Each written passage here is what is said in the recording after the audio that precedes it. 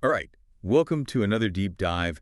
You guys sent over some really interesting stuff recently, all about like the inner workings of our minds and how we can actually grow as individuals. Really cool stuff. Yeah, tons of great material there.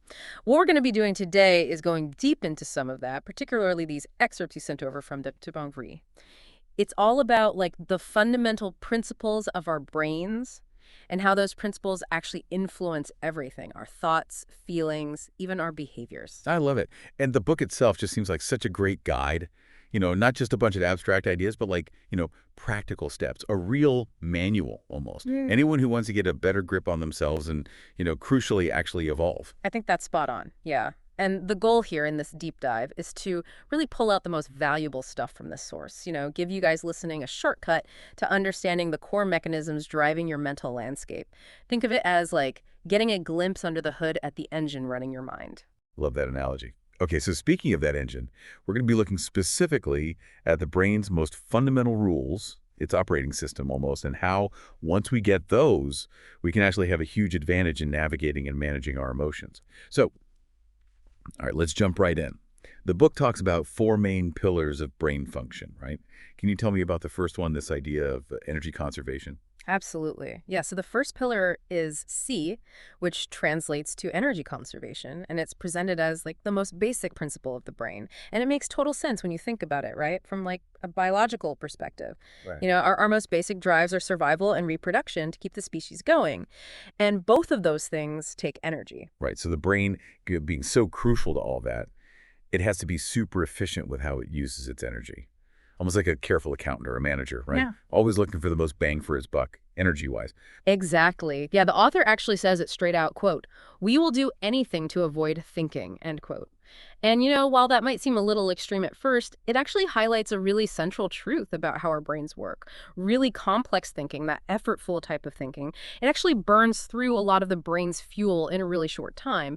So, if you're sitting there and your mind just feels resistant to focusing on something difficult, well, there's a reason for that. It's by design. You're not like failing.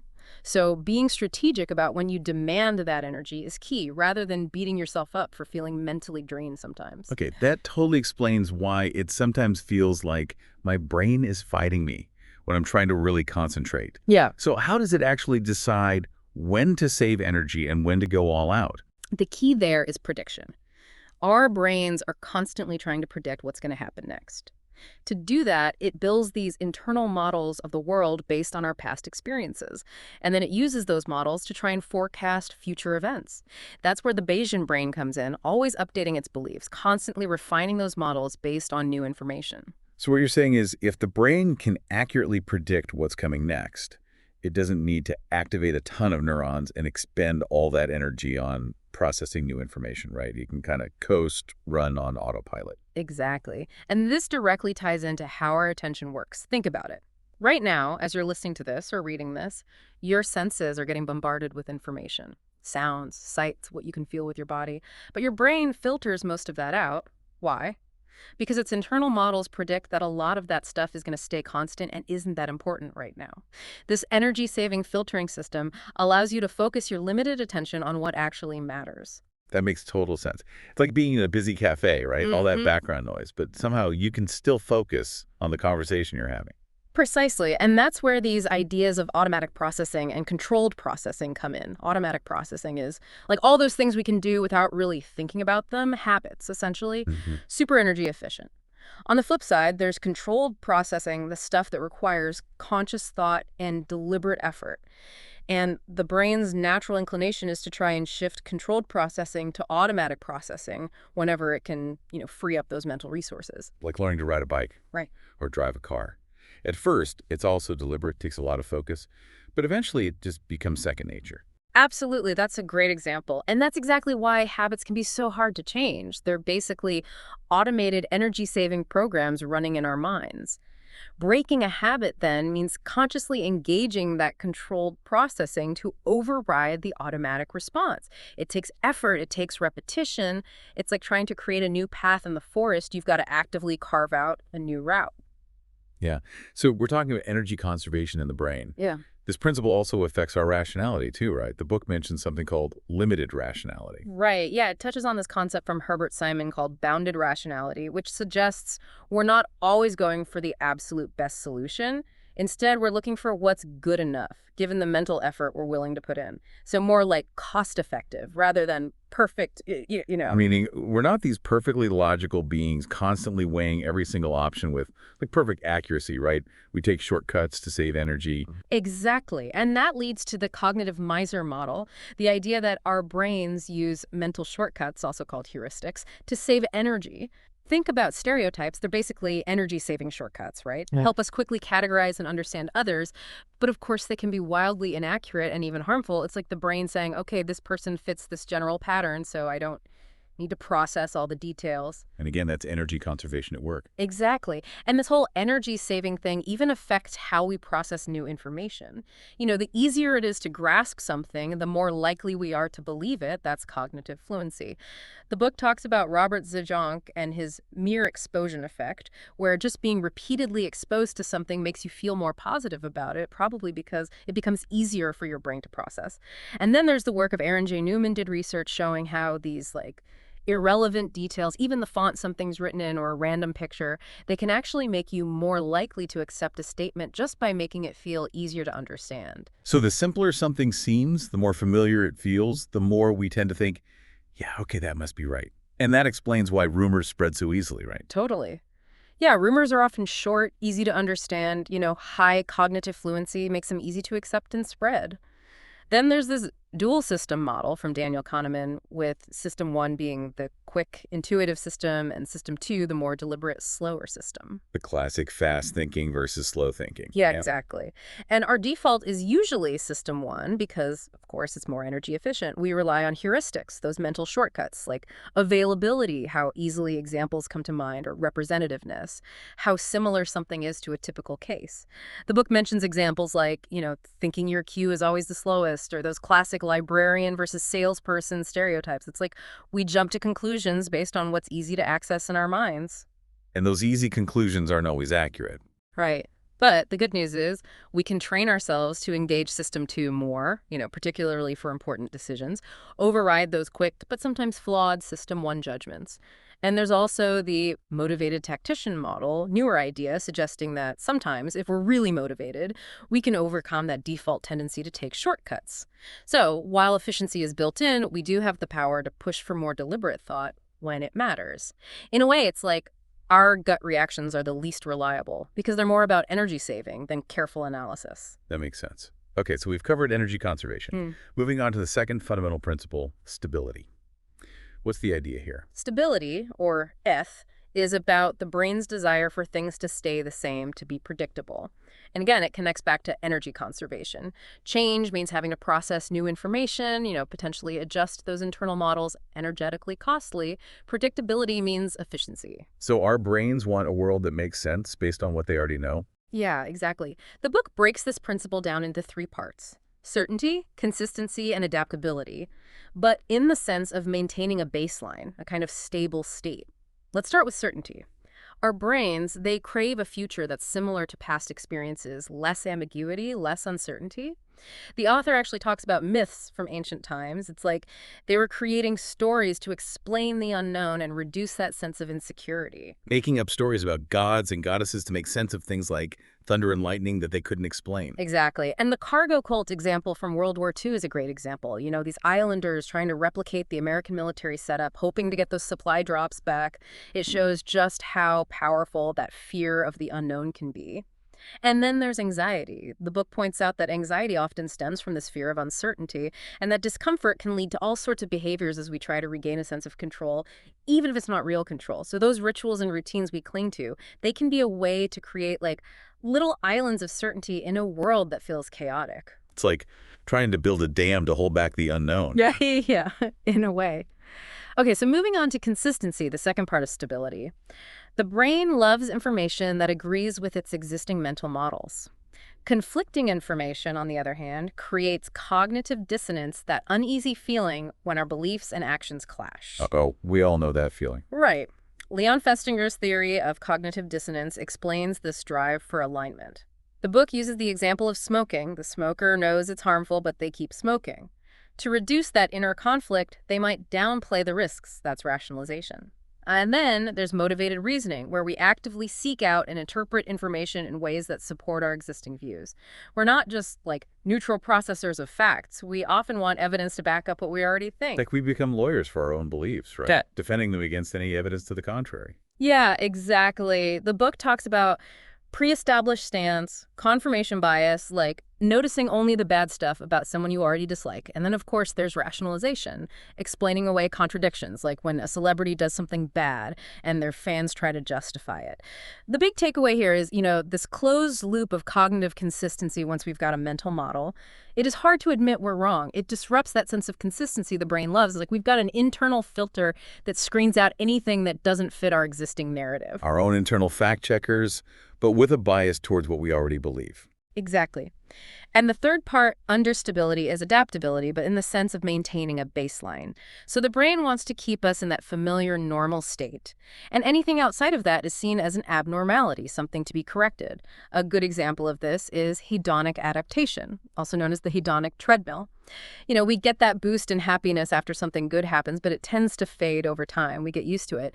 So that new car or that raise at work, the joy from those things eventually levels out as our brain resets to its baseline. The thrill is gone. Yeah, exactly. The book talks about sleep patterns, too. There are different chronotypes, morning people, night owls, those in between. And the point is that it's more about having good, long, stable sleep that works for you, rather than some rigid schedule that doesn't fit your natural rhythm. And then there's weight loss. The book brings up Herman Pontzer's research showing how the body is incredibly good at adapting to exercise. You might start exercising, but your body adjusts its energy expenditure and intake, which can lead to hitting a plateau. The key takeaway is that real lasting change isn't about these quick fixes. It's about gradually shifting your baseline. It's like slowly turning the thermostat instead of just cranking it up all at once, right? Yeah, perfect analogy. Our brains resist those sudden departures from what they know. So real change, sustainable change, needs that slow, gradual adjustment, allowing the brain to get used to the new state as its new normal. Okay, that makes sense. So we've talked about energy conservation, stability, and now let's move on to the third pillar, prediction. This sounds like it goes deeper than just saving energy. It does. Prediction, or PEN, is presented as a fundamental way the brain processes information, not just the side benefit of saving energy. The author really emphasizes this point. Our brains are stuck in these dark skulls, relying entirely on electrical signals to understand the world. They're constantly changing the connections between neurons, creating an internal model that tries to reflect external reality. So imagine it like your brain is constantly building and refining a mental map of the world. So the world we experience is basically our brain's best guess of what's out there. Exactly. The book says that there are two main parts to this predictive processing. First, there's that continuous fine-tuning of those internal models based on the sensory information we get. And second, there's using these models to actually predict future scenarios, actions, and consequences. And the most interesting part is that the brain is constantly comparing these predictions to what actually happens. Any mismatch creates a prediction error, which then forces the brain to adjust its model so it can predict better next time. It's like a constant feedback loop between expectation and reality. Our brains are in a constant state of learning and updating then. Absolutely. And the author uses this example of a student learning about classroom etiquette. First time they observe, their brain builds a model of what to expect. Future experiences then either confirm the prediction, which strengthens the model, or they create these prediction errors if others behave differently, which leads to revising the model. And the book also presents this idea of predictive processing as like a unifying theory for cognitive science, something that can explain a lot of different mental phenomena. It's a bold claim. What kind of phenomena are we talking about? Well, one interesting thing is how we perceive the present moment. Research suggests that what we see isn't actually the immediate present, but rather it's a prediction based on information gathered over the past 15 seconds or so. So our conscious experience is actually this brain-generated hallucination that's constantly being corrected by those prediction errors. The book uses the example of like dropping a pen. Your brain might predict where it will fall based on the initial visual input, and then it adjusts that prediction as more information comes in. So our reality is almost like a constantly updated movie playing in our minds based on what our brains anticipate. That is wild. So we're not seeing reality directly. We're seeing our brain's interpretation of it. a few milliseconds in the past. Yeah, it's pretty mind-blowing. Even simple things like quenching your thirst or relieving hunger, those are partly based on your brain's prediction that, drinking or eating will lead to a more balanced internal state. And the book also talks about prediction in sports, like badminton players constantly predicting their opponent's moves and the shuttlecock's trajectory. So the big takeaway here is our perceived world isn't this direct recording of the present. It's a brain-constructed future based on past experiences. It really highlights how active our brains are in creating our reality. And this idea of prediction also emphasizes how important our actions are in training our brains, right? Use it or lose it, they say. Yeah, absolutely. If our brains are constantly predicting, then what we do must be constantly shaping those predictions. Right. The book mentions that classic London taxi driver study. Those drivers, their hippocampus, the brain region, involved in spatial memory, it was actually larger than in the general population because of their constant, intense use of spatial memory for navigating London's crazy streets. Yeah. It's a perfect example of how experiences actually mold the brain's structure and function. And you can think of it like physical training. The more you exercise a muscle, the stronger it gets. Same thing with the brain. The more we challenge it mentally, the more capable it becomes. The book even recommends reading complex material, even if it's tough at first, to exercise those mental muscles. Like lifting weights for your brain. So if we want to improve our thinking, we need to be constantly challenging ourselves. Right. And that pushes your brain to become more comfortable with effortful thinking. Conversely, if you stick to only easy information, your brain becomes resistant to anything that requires more effort. Growth, the book suggests, is about making things that feel effortful less effortful by constantly adjusting our mental models. And this prediction principle even applies to emotional regulation, right? Yeah, that's super interesting. How does predicting the future help us regulate our emotions in the present? So the book talks about emotional regulation as managing those prediction signals. When you feel an emotion, it's often tied to a prediction your brain is making about the situation and your response to it. If you can pause consciously before reacting, you can actually disrupt that automatic prediction loop. This gives your brain time to gather more information, adjust its prediction, and lead to a more thoughtful response. And the author really stresses that our everyday actions, the information we take in, all of that is training our brains, shaping how we predict and react in the future. Now, I know this might sound contradictory, but if our brains love stability so much, why do we get bored? Yeah, that's a good point. Why do we crave new experiences and get restless with routine? Well, the book addresses this directly. It says that our brain's model of the world actually includes the need for some unpredictability, for survival. Back in the day, for early humans, a perfectly predictable environment could have meant a lack of resources, an inability to adapt, which would make them vulnerable. So, on a deeper level, our brains are actually predicting that the environment will have some unexpected elements.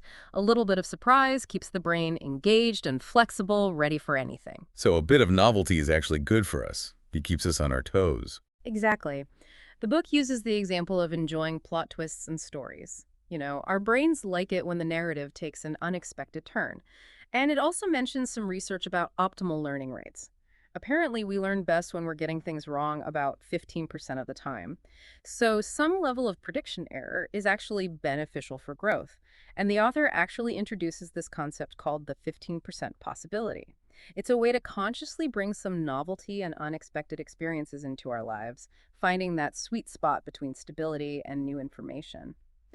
Okay, so we've covered energy conservation, stability, prediction. Let's move on to the fourth and final principle, feedback. And this section starts by addressing something I think a lot of people struggle with: procrastination and lack of motivation, especially for those long-term goals. It's like the universal human struggle. It is. And so this idea of feedback, it's mainly about dopamine and how it plays a role in learning and reinforcement.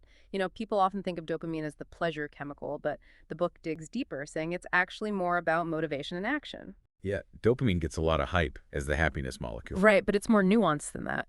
Dopamine is actually a neurotransmitter, so it helps neurons communicate with each other. And it's involved in many different pathways, serving different functions. But the book focuses on the mesolimbic pathway, which is also known as the reward circuit. It connects this area called the ventral tegmental area to another area called the nucleus accumbens. And this pathway is super important for generating motivation and pushing us to take action. So when this circuit gets activated, we get that feeling of wanting that urge to go after something. So dopamine is what makes us want things, not necessarily enjoy them. Exactly. And the book links this reward circuitry to our basic drives, like seeking pleasure and avoiding harm. It explains why we're drawn to things like sweets. They were historically a good source of quick energy. And there are other things that activate this circuit too, things related to reproduction, like romantic love, things related to adaptability, like social media, news, satisfying our curiosity, even things related to self-identity, like getting praise, accomplishing something, and of course, things related to social learning, money, rewards, relationships. So it's a whole spectrum of stuff that can trigger that feeling of wanting. Dopamine seems to be involved in a lot. So wanting isn't the same as liking then. Right. The book makes this clear distinction. Dopamine is more about motivation, about wanting, and it's different from actual pleasure or liking. It mentions the research of Kent Berridge and Terry Robinson. They show that dopamine is mainly about that drive, not the enjoyment itself. And they found that pleasure is actually regulated by different hedonic hotspots in other parts of the brain, which operate independently of dopamine. So why we link dopamine to pleasure, then? Probably because things that helped us survive often activated both the reward circuit, that motivation pathway, and those pleasure centers. It makes sense from an evolutionary standpoint. So the wanting and the liking often go together, but they're not the same thing. Fascinating. So what happens in our modern world where there are so many easy rewards, so much instant gratification? Well, the book argues that the modern world, with all its easily accessible, constantly novel stimuli, social media, endless entertainment, it's like a giant dopamine buffet. And these things can hijack our reward circuits. They give us these quick hits of dopamine, but without necessarily triggering those true pleasure centers or even aligning with our actual values. So we get stuck in this cycle of wanting without ever feeling truly satisfied. That dopamine treadmill, chasing those hits but never reaching real contentment. Yeah, exactly. And this can even lead to addiction. Like you have this high motivation to consume those stimuli, but you're not getting that true pleasure from them. And on top of that, this constant flow of easy dopamine makes it harder to engage in things that require effort, where the reward comes later. The book mentions John Salamon's research with rats. He found that rats with low dopamine levels actually preferred those immediate small rewards over larger rewards that required more effort to obtain. That makes sense. If you're constantly getting those easy dopamine hits, the idea of working hard for something that might pay off later seems much less appealing. It explains procrastination. Absolutely. And the book says that if you're lacking motivation, if you're just not interested in things, it could mean you're relying too much on those external, easy rewards, and that your reward circuit, the one that gives you that intrinsic motivation, it's become kind of understimulated, less responsive to things that require effort. And this is what the author calls the sweet trap of the modern world. It leads to boredom, emptiness, short-sightedness, and a focus on immediate gratification. So how do we break free from this trap? How do we cultivate that motivation for long-term goals? Yeah, that's the million-dollar question. How do we rewire our brains to want the things that are actually good for us in the long run? Yeah. Well, the book talks about something called the reward prediction error effect. So dopamine release isn't just about the reward itself. It's about the difference between what you expected and what you actually got. Like, let's say you're expecting a 1,000 euro bonus, but you actually get 2,000. That extra unexpected 1,000 euros, that's what triggers a big dopamine surge. It's the surprise, the exceeding of expectations that really gets the dopamine flowing. So it's not just the reward, it's the unexpectedness of the reward that really motivates us. Yeah. It's like when you're expecting a small treat and you get a bigger one. That extra delay makes you more motivated to do whatever got you that treat again. And what about the expected reward? The one you were already anticipating? Well, the brain actually cashes in that expected reward in advance. It transforms it into the motivation we feel to do the task in the first place. It's like our intrinsic drive. And when we get rewards at the expected level, it doesn't necessarily boost dopamine further, but it can lead us to raise our expectations for the future. So a good way to keep growing is to set small goals, achieve them, experience the reward, and then gradually increase the challenge. That way, you keep that reward prediction error in the positive. So it's like leveling up in a video game, right? You achieve one goal, and then you're motivated to tackle the next, more challenging one. Exactly. And to overcome that short-sightedness, the book suggests taking action and finding rewards in the process itself, not just the final outcome. It advises, to consciously step away from those sources of constant instant feedback and instead set those small, interesting challenges that require effort but give you a sense of accomplishment when you finish them. This helps build intrinsic motivation and the confidence to go for those bigger, longer-term goals. And that brings us to the end of the four fundamental principles. The idea is that when you understand these principles, how our brains work on this deep level, you can create much more effective strategies for self-improvement. All right, so we've explored the brain's need for efficiency, its desire for stability and predictability, how it's constantly predicting the future, and the role of dopamine and rewards in shaping our actions. What a fantastic overview of the brain's operating system. Now, the book moves on to something I know a lot of people struggle with: managing emotions. It recognizes that those negative emotions, they can be really disruptive. They can be. So now that we understand these foundational principles of how our brains work, let's see how they can help us better navigate our emotional worlds. Absolutely. So the transition here is to this idea of mastering emotions. And the book, it acknowledges right away that, negative emotions are a common experience. They can mess with our focus, our actions, even our overall happiness. But it introduces this interesting idea. Instead of fighting our emotions, we need to befriend them. Befriending our emotions. That's an interesting way to put it. Often the instinct is to try and push them down, ignore them, or pretend they're not there. Yeah, and the book really emphasizes this point. Emotions are not inherently bad. It actually presents them as our brain's built-in alarm system, constantly scanning for anything unusual in our environment, and then triggering the right physical response, sort of like those scene modes you get on your phone camera. So each emotion is like a different setting on our internal camera, adjusting our body's response to match the situation. Exactly. And the author explains why emotions often feel so sudden and uncontrollable. It's because they evolved for those situations where we needed a quick response, where taking time to think things through logically could be dangerous. Think back to our ancestors. Facing a predator in the wild, a quick burst of fear was essential for survival. Definitely not the time to sit down and weigh the pros and cons of running away. Exactly. And the book actually points out the evolutionary advantages of different emotions, right? Fear of predators kept us safe, trust in allies helped us form groups, joy at finding food motivated us to seek it out, disgust at rotten food kept us from getting sick. And it emphasizes that emotions and rationality, they work through separate channels. Those physical sensations we feel when we're emotional, the racing heart, sweaty palms, those are the result of our body rapidly shifting states in response to that emotional alarm. And these sensations actually help us recognize and respond to the situation more effectively. It's like our bodies are giving us physical clues to match the emotional signals in our brains. Right. And it's easy to get hung up on those negative emotions, right, because they're unpleasant. But it's important to remember that all emotions, even the positive ones like joy or excitement, they're crucial signals giving us valuable information about our environment and what's going on inside us. So emotions are information. They're trying to tell us something. Exactly. And connecting this back to the principle of stability, the book also says that emotions signal instability. They show that there's a deviation from our baseline state, and they push us to take action to restore that balance. But here's the thing.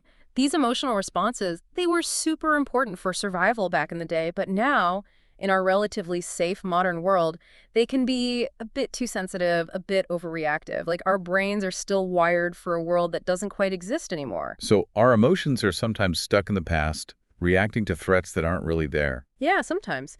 And so the book suggests instead of trying to fight or suppress our emotions, we need to learn to understand them, accept them, guide them, and soothe them. And it also points out that many of our emotions are actually learned. They develop through a combination of those basic, innate emotions, our social understanding, and our cultural influences. The book briefly talks about different theories of emotion, like the basic emotions theory. It mentions Paul Ekman's work on those universal facial expressions, fear, anger, joy, sadness, disgust, surprise, and later on, contempt. And there's also Robert Plutchik, who proposed 8 basic emotions and how they pair up. And there's another theory called emotions dimensions theory, which maps emotions on different scales, like how positive or negative they are and how controllable they feel. So there are lots of different ways to categorize and understand emotions, but the main takeaway is that they're fundamental signals. If we can learn to recognize those basic emotions in ourselves and in others, we can start to understand what they're trying to tell us. Exactly. But the core function of any emotion, the book argues, is to quickly assess a situation, to figure out if it's potentially beneficial or harmful and what kind of resources we might need to deal with it. And then it focuses on the 3 most common negative emotions, the ones that tend to cause the most trouble: anger, fear, and anxiety. And it even gives some everyday examples of each. Those are definitely the big ones that most people want to get a handle on. So where do these feelings actually come from in the brain? What's the neuroscience behind anger, fear, and anxiety? Well, the book dives into that next. And it starts by talking about this model called the triune brain, the idea that we have a primitive brain, an emotional brain, and a rational brain.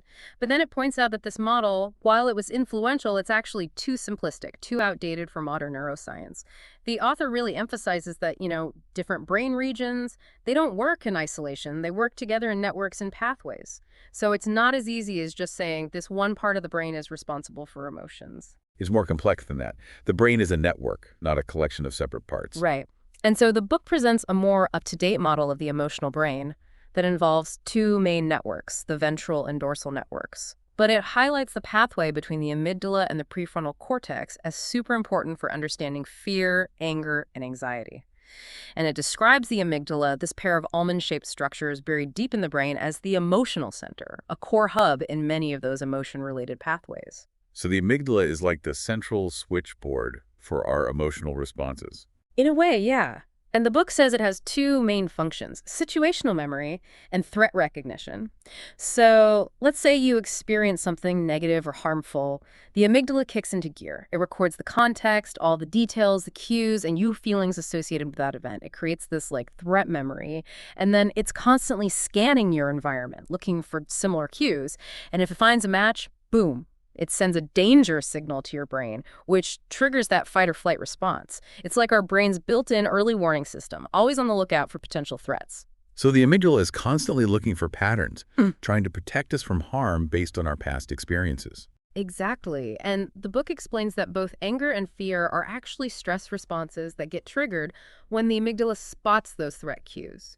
The main difference between them is the level of arousal and our perceived ability to cope with the threat. So anger is associated with high arousal and a feeling of control, like I can handle this, I can fight back. Fear, on the other hand, involves lower arousal and a sense of being overwhelmed, like I can't deal with this, I need to escape. And then there's anxiety. The book describes it as worry about potential danger in the future. It's a state of uncertainty that takes up a lot of mental space. It's like a low-level, persistent fear, a feeling that something bad might happen, but without a clear understanding of what it is or how to deal with it. And some recent research even suggests that anxiety and fear actually share the same underlying brain regions, both heavily influenced by the amygdala. So the takeaway here is that anger, anxiety, and fear, they're all closely linked to the amygdala's role in threat recognition. So it's this one part of the brain, the amygdala, plays a huge role in how we experience those challenging emotions that we often